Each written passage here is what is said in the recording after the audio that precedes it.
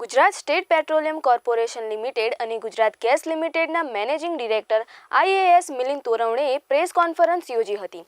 તેમણે જણાવ્યું હતું કે વાઇબ્રન્ટ ગુજરાત ગ્લોબલ સમિટ 2024 દરમિયાન 11 જાન્યુઆરીના રોજ ગાંધીનગરમાં મહાત્મા મંદિર ખાતે સેમિનાર હોલ 9માં ecommerce business at fingertips theme આધારિત સેમિનાર યોજાશે. સેમિનારની વિગતો વિશે વાત કરતા તેમણે જણાવ્યું કે સેમિનારને 3 સત્રમાં વિભાજિત કરવામાં આવશે.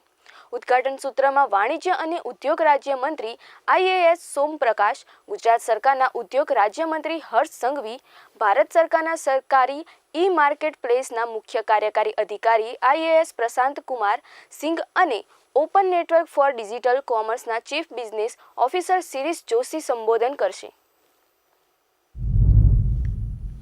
તારીખ 11 જાન્યુઆરી 2024ના રોજ સવારે 10 વાગ્યા ઈ-કોમર્સ બિઝનેસ એટ ફિંગરટિપ્સ કરીને એક સેમિનારનું આયોજન કરવામાં આવી રહ્યું છે.